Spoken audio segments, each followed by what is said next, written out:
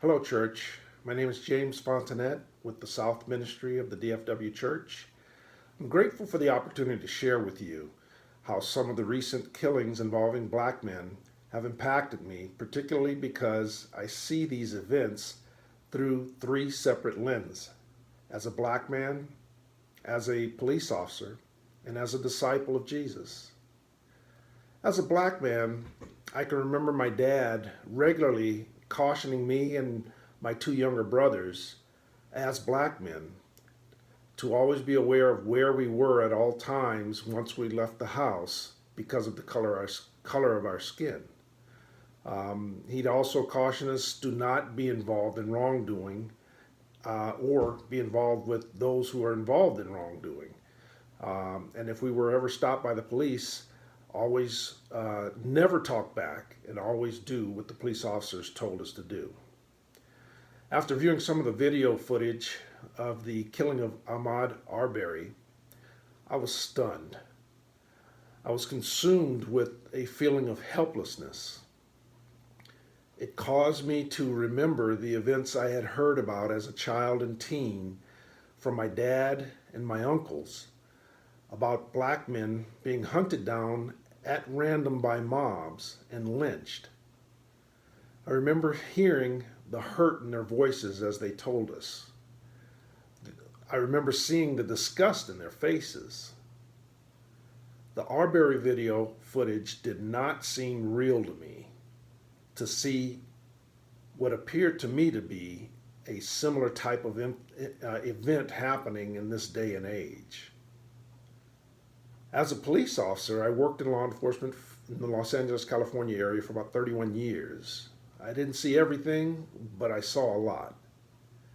After 31 years in law enforcement, I can say with confidence, the great majority of police officers do what's right and do what should be done. It's the very small minority that do wrong. But because there is such a high expectation of integrity for police officers, it only takes a small minority who do wrong to demolish the relationships between police officers and civilians. After viewing some of the video footage of the killing of George Floyd, I was disturbed emotionally to the point of hurting physically. What struck me the most was seeing the actions of Derek Chauvin. While kneeling on the neck of George Floyd, he looked directly at bystanders who were pleading with him to release his knee from George's neck. Chauvin looked at the bystanders and said, in my opinion, looked at the bystanders and to say, I can do whatever I want to do, regardless of what you say. Chauvin, in my opinion, showed no regard for George's condition and seemed to deliberately continue to press his knee unnecessarily on George's neck, even after George lost consciousness. Despite assisting officers questioning Chauvin about George's condition, Chauvin still showed no regard for George's condition. After paramedics arrived, it was appalling to see how Chauvin continued his abusive and demeaning treatment of George by recklessly dragging George's lifeless body, still in handcuffs, on the ground onto a gurney. As a disciple, I've been a disciple for 23 years, still it was alarming to see the power Satan wields over people. Satan convinced Gregory and Travis McMichael to chase down and kill Ahmaud Arbery. Satan also convinced Derek Chauvin, in my opinion, that he was God and could at will take the life of George Floyd. As a disciple, I must seek understanding first through God and His Word, remembering this is a spiritual battle. I cannot fight this battle by worldly means. The initial horror of seeing this video of George Floyd was very difficult to watch.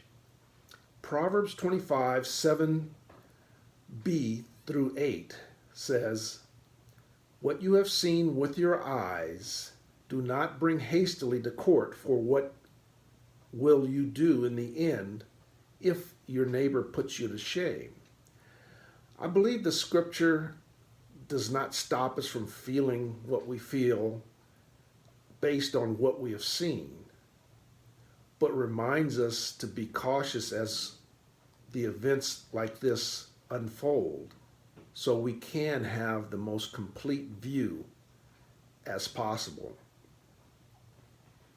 After watching the recent devotional by Michael Burns, I need to remember Jesus cared about justice, the true justice that is God's kingdom.